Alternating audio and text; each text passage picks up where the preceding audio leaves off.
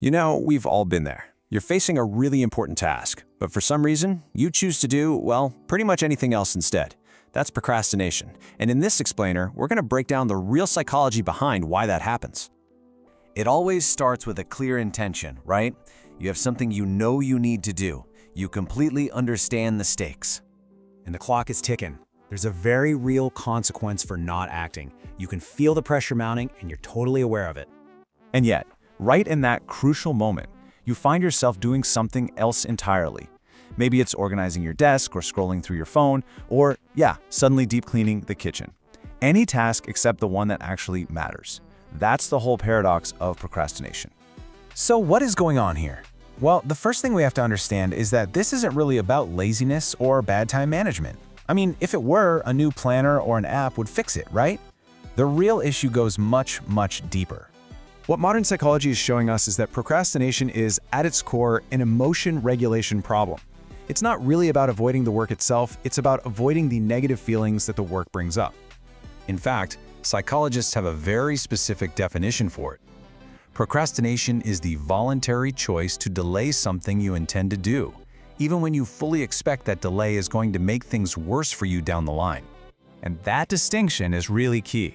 You know, taking a break when you're exhausted isn't procrastination. That's just necessary rest. And choosing to do a more urgent task first, that's just good prioritizing. Procrastination is specifically when you choose a less important task as a way to avoid a more important and often more difficult one. So you could say there are 4 components that really separate true procrastination from just a simple delay.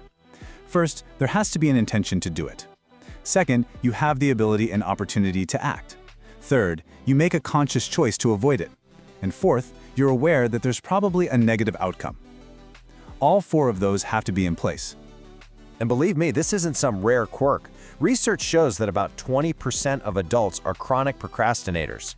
That means for a huge portion of the population, this is a persistent, life-disrupting pattern. The numbers are even higher when you look at students. Up to 95% of them report procrastinating sometimes. And for about half of them, this isn't just a harmless habit, it actively damages their academic performance.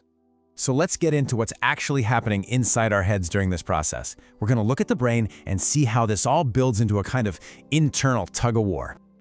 The whole thing starts with an emotional trigger. A task, even a pretty simple one, can bring up a whole host of negative feelings. It might be anxiety about not doing it well enough, or boredom because it's tedious, or just plain old uncertainty about where to even start. And this feeling triggers a conflict between 2 really important parts of your brain.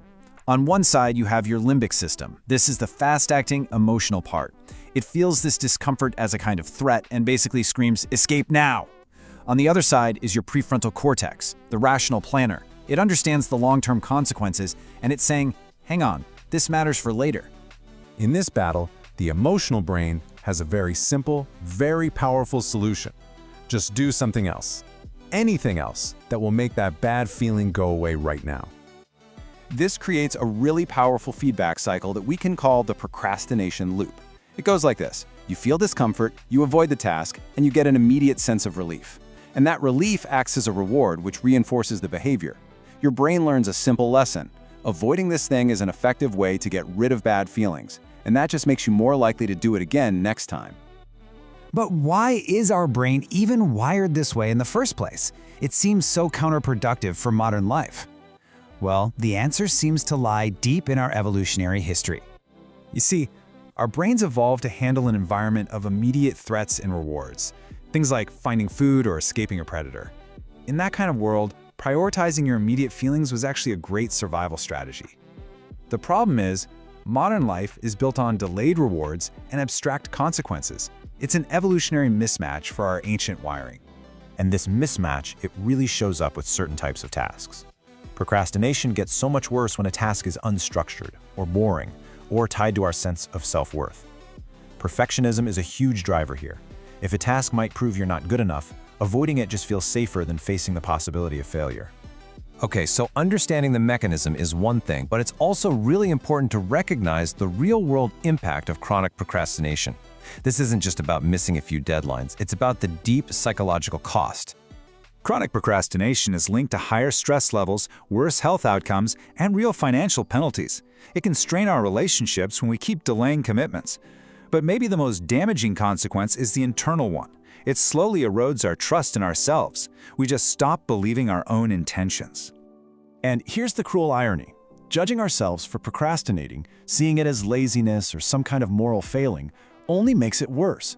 All that does is add more guilt and shame to the pile, which increases the negative emotions tied to the task, which, as we've seen, is what fuels the whole procrastination loop in the first place. So, when you strip everything else away, this is the fundamental conflict.